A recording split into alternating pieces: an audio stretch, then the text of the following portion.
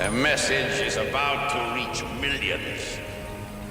But we will change all that. When our mission is successful, no longer will the world be dominated. I want to talk about our common responsibilities. You bear heavy responsibilities these days. The burdens of present-day events bear upon your profession in the face of a common danger. The events of recent weeks may have helped to illuminate that challenge for some, but the dimensions of its threat have loomed large on the horizon for many years. Whatever our hopes may be for the future, for reducing this threat or living with it, there is no escaping either the gravity or the totality of its challenge to our survival and to our security. A challenge that confronts us in unaccustomed ways in every sphere of human activity. This deadly challenge imposes upon our society if we are to meet this national peril. The very word secrecy is repugnant in a free and open society, and we are as a people inherently and historically opposed to secret society, the secret oath, and a secret proceedings. Even today, there is little value in opposing the threat by imitating its arbitrary restrictions. Even today, there is little value in ensuring the survival of our nation if our traditions do not survive with it. And there is very grave danger that an announced need for increased security will be seized upon by those anxious to expand its meaning to the very limits of official censorship and concealment. Should interpret my words here tonight as an excuse to censor the news, to stifle dissent, to cover up our mistakes, or to withhold from the press and the public the facts they deserve to know, to re-examine his own standards, and to recognize the nature of our country's peril.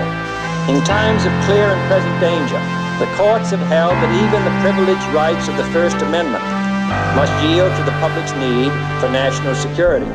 Today, no war has been declared, and however fierce the struggle may be, it may never be declared in the traditional fashion. Our way of life is under attack. Those who make themselves our enemy are advancing around the globe. The survival of our friends is in danger. And yet no war has been declared. No borders have been crossed by marching troops. No missiles have been fired. Then I can only say that no war ever posed a greater threat to our security. If you are awaiting a finding of clear and present danger, then I can only say that the danger has never been more clear, and its presence has never been more imminent. It requires a change in outlook, a change in tactics, a change in missions by the government, by the people, by every businessman or labor leader, and by every newspaper.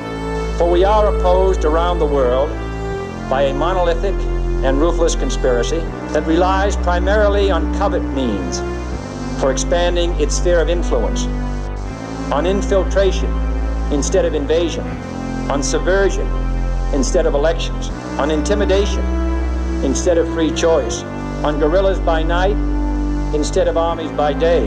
It is a system which has conscripted vast human and material resources, highly efficient machine that combines military, diplomatic, intelligence, economic, scientific, and political operations.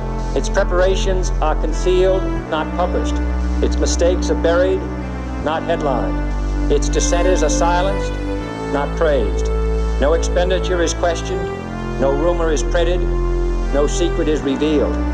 But I would be failing in my duty to the nation if I did not commend this problem to your attention, to make certain that they possess all the facts that they need and understand them as well. For I have complete confidence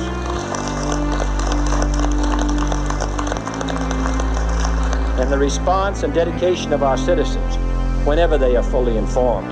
For as a wise man once said, an error doesn't become a mistake until you refuse to correct it.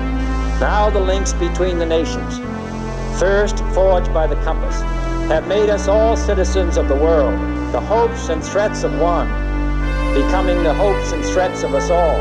In that one world's effort to live together, the evolution of gunpowder to its ultimate limit has warned mankind of the terrible consequences of failure, confident that with your help, man will be what he was born to be, free and independent.